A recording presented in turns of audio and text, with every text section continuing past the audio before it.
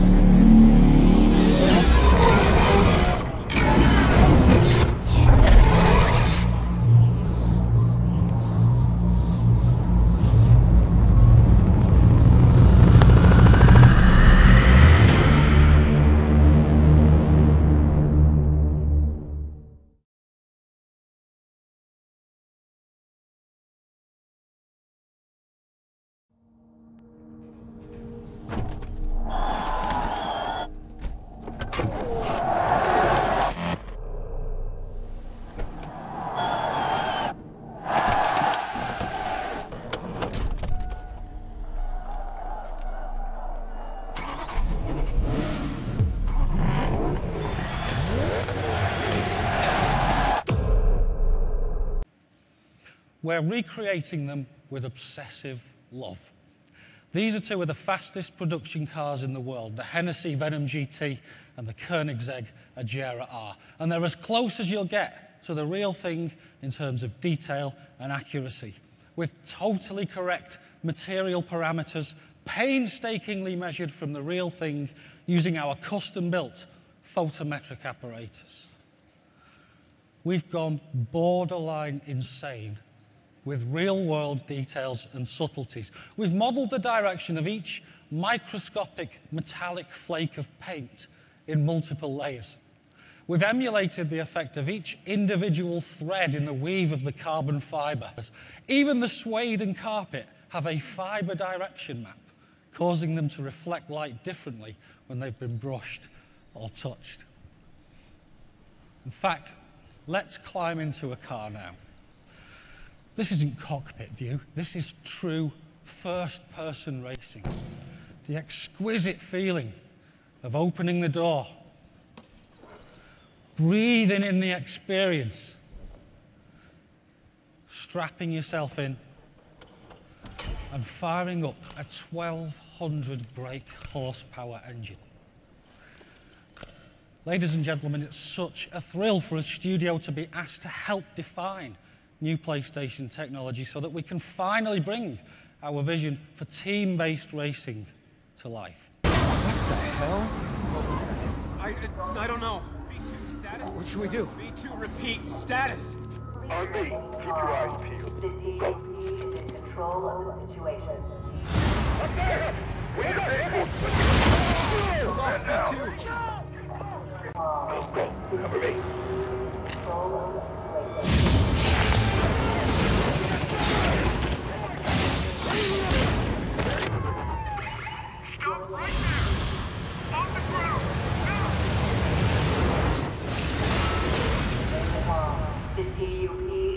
control of the situation. Checkpoint detected.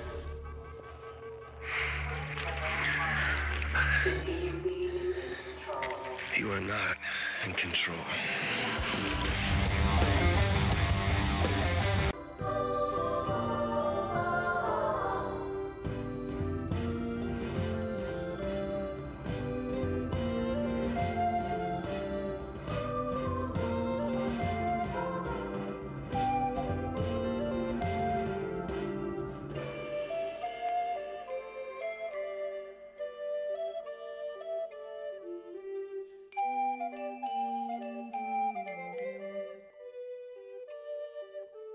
These technical features, we start to reach a point where you can see very subtle emotions on the face of a character, where you can feel his emotions just looking at his face, where you can see his soul just looking into his eyes. When you look, and we've been using it for a while now, once we stopped thinking in terms of memory budgets, schedules, pixels, we forgot about the technology and we just started doodling, just sketching, put that at the heart of our creative process. A really lovely thing happened. We started having real fun, making, collaborating, sketching, remaking. It doesn't matter where you start out because you can take a left turn at any time that inspiration strikes and go somewhere even cooler. It's a free-form creative journey that I think of a little bit like cloud watching, except that you can reach in at any time and change and shape it to whatever's in your head. And because it's such a quick and free-form thing, before we knew it at Media Molecule, we had made hundreds of these things. Imagine this multiplied from our tiny staff to the thousands and millions of brilliant PlayStation users online. It's someone's dream brought to life with PlayStation 4.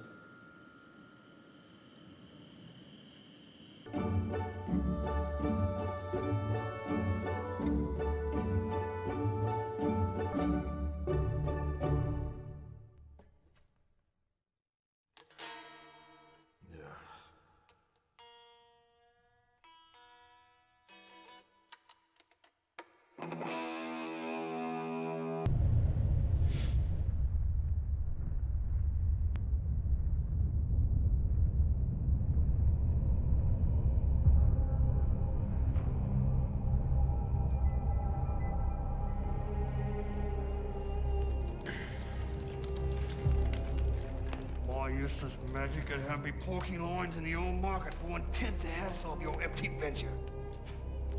Why were you following him anyway? Let's find this bloody third gate.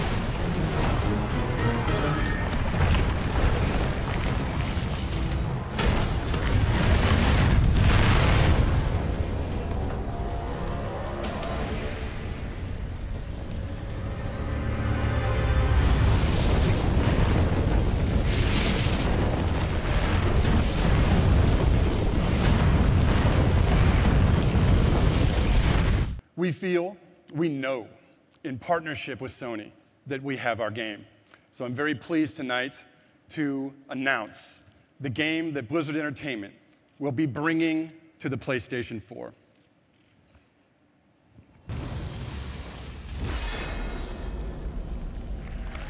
Thank you. Our partnership with Activision and now Sony will allow us to do just that. Destiny is an ambitious and innovative game. Who's the character that you play in this game? So it's Aiden Pierce, that's his name, and he comes from some of the toughest neighborhoods of Chicago. So, you know, he can use a gun, he can drive vehicles, he can climb on rooftops. That's a little bit of assassin there if you want. Because when you control those computers, you control the information stored on them. So you can basically invade the privacy of everyone within Chicago. And what we showed in the demo there, so this was not a mission, by the way, what we showed to there. It was just the open world and the player just exploring the open world, which is a bit scary because typically we show missions when we show demos, and this was just free roaming, what we call just exploring the city. And so, you saw how he discovered some information on people, and that's what led him to, chasing that guy down. Yeah. Now, at E3 last year, you guys hinted that there was some kind of connectivity online, with sort of someone else watching you or friends. How is that all going to work with the various different partners? Yeah. So connectivity is definitely important for us, and there's two ways that work. Yeah. And we're not saying everything yet, but I think I can make things a lot clearer today. Yes, exactly. Okay. A lot of questions. So in both demos we showed of Watchdog, we teased on the fact that there was other players involved while you were playing from what seems to be single player, right? Right. And basically what we're trying to do is start blending the line between offline and online, between multiplayer and single player. Okay. When you're playing an action adventure game, you want to do an epic adventure, the last thing you want to do is, go in a lobby and play Capture the Flag when you're in multiplayer. Somebody get in the way of sort of the story almost. Exactly. So the multiplayer will also be happening when you play in single player. You will cross paths with other players. So they're not two different modes? It's kind of all one game? So, there are fully multiplayer contacts, but we will have players crossing paths even in single player. So what we showed in the demo today is throughout, that player just doing free roaming in the city, there was another player who had a contract to tail him, to basically steal information from him, and the whole time he was there. You couldn't necessarily see him. Sometimes he was through cameras, sometimes he was physically there. And at the end, the first player saw him and basically countered him. So, for example, in the demo, you saw how the cops are coming in. That's something we've seen before. Okay, cops are converging on my position. How will I deal with it? And in the demo, he used bollards to stop a cop car. He also stopped a train and climbed on it to flee. Well, for example, that train, I've seen hundreds of ways it's being used by testers in the office. In some things you wouldn't believe, to cut the shooting lines from people shooting at him. He'll stop the train right at the right spot, and it's a systemic thing, right? It's not a scripted moment that happened there. You can stop the train anywhere. The people in it will react. Some will try calling the cops. If you go in there, they'll recognize you. They'll say, what happened here? You'll feel panic. There's going to be digital boards in the train. You can hack those too. So this is what we're trying to create, a world where things are really simulated, so you can make smart plans and act on them. Wow. Well, it's at the end of this year, so in times for the holidays, for sure. Excellent. All right. And will that be, obviously it's going to come for PlayStation 4. Is it going to come for PlayStation 3 and other platforms? Yeah, on all the platforms. We've officially announced it for PlayStation 3, for Xbox 360, PC, and the Wii U, and now we're adding in the PlayStation 4. Wii U as well. So this is a massive project for you guys. Yeah, it is. It is a huge project. It's so exciting to see that you guys continue with Assassin's Creed. But last question I'll ask you is, what do you think, obviously the graphics look fantastic, but what are you able to do on the PlayStation 4 for this game that you can't do on PlayStation 3? If it's going to ship on all these systems, if I'm a PlayStation 3 gamer, why do I want to upgrade for PlayStation 4 to play this game? So, I don't think the PlayStation 4 is a one-trick pony. It's on all our pillars. So definitely, we're pushing the graphics. It's going to be, even more immersive. But we're pushing the interactivity, so the amount of people in the street, the detail of their eye, the refinement of their reaction, their variety, the density of cars, and even in the connectivity, we're going to be able to push further. So I think it's really like a magnifying glance on all of our features, which is pretty cool. Thank you very much for your time, and good night.